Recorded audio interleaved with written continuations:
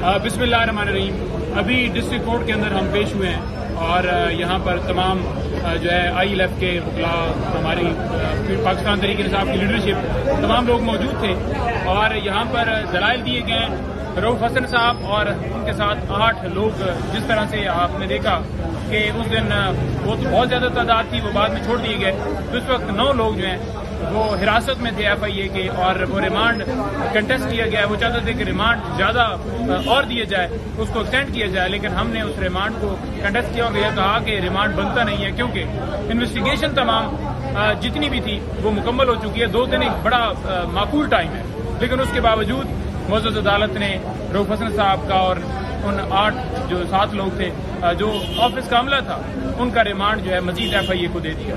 तो ये एक बड़ा लम्हा फिक्री है। हम ये इस जो फैसला किया गया है, जो ऑर्डर किया गया है, हम इस के ऊपर इज़हार तशवीश का इज़हार करते हैं और हम ये कहते हैं कि ये बड़ा गलत जो है वो ऑर्डर पास किया गया है। और अगर देखा जाए इसके बैकग्राउंड के ऊपर तो रऊफ साहब और ये तमाम लोग जो हैं, आपने देखा कि रऊफ साहब सेक्रेटरी इन्फॉर्मेशन थे, सबसे बड़ी पार्टी के जो है वो इन्फॉर्मेशन सेक्रेटरी थे और उनका क्या काम था?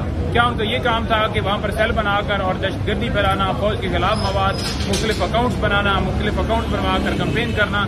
कोई ऐसी एविडेंस नहीं है, कोई ऐसी चीज नहीं है। जैसे 9 मई के एक बयान में बनाया गया कि इनके खिलाफ बड़ा मवाद है, लेकिन जब बात होती है एविडेंस की तो कोई चीज लेकर नहीं आते। आज भी अदालत के अंदर कोई ऐसी एविडेंस वो नहीं लेकर आए कि इनका ये कसूर है, ये इनके ऊपर जो है वो कसूर साबित होता है या ये एविडेंस है, ये शवाहिद है इनके खिलाफ। जब शवाहिद ही ना हो तो फिर किस चीज का रिमांड या किस चीज के लिए वो केस आगे बढ़ सकता है? हमने तो ये कहा कि ये जो FIR दर्ज की गई है ये डिस्चार्ज का मुकदमा है, इसमें तमाम लोगों को डिस्चार्ज किया जाए, लेकिन ना तो डिस्चार्ज किया गया और ना ही उनको जुडिशियल किया गया, बल्कि दोबारा पुलिस के हवाले कर दिया गया। मैं आपको ये एक आखिर में जुमला ऐड करना चाहूँ कि रऊफ हसन साहब हों या उनके साथ तमाम बाकी जितना स्टाफ, हालांकि वो पॉलिटिकल लोग नहीं है, वो तो स्टाफ है, वो तो उनका काम है, कोई टाइपिंग करता है, कोई जो है वो चाय बनाता है, कोई वैसे PS है, तो उनका तो ये काम है।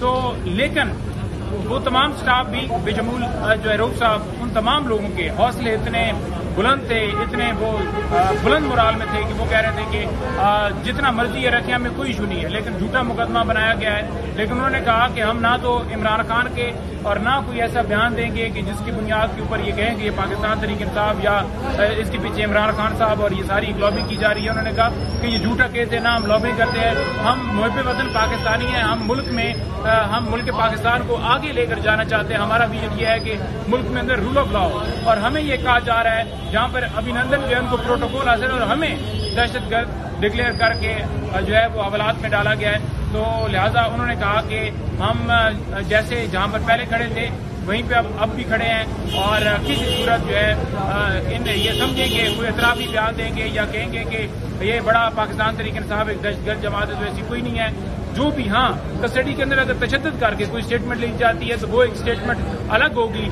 लेकिन उनके हौसले बुलंद हैं और उन्होंने आज बड़ा क्लियर कहा है कि ये एक झूठा मुकदमा है, लेकिन हम डट के खड़े हैं और यही आज की तफसीलात हैं। अब 3 दिन का रिमांड है, 3 दिन के बाद दोबारा जो है पेश किया जाएगा, हम फिर कंटेस्ट करेंगे। मुल्क में आपको पता ही है कि कानून नहीं है, आईन नहीं है और ये सारी सूरत हाल चल रही है।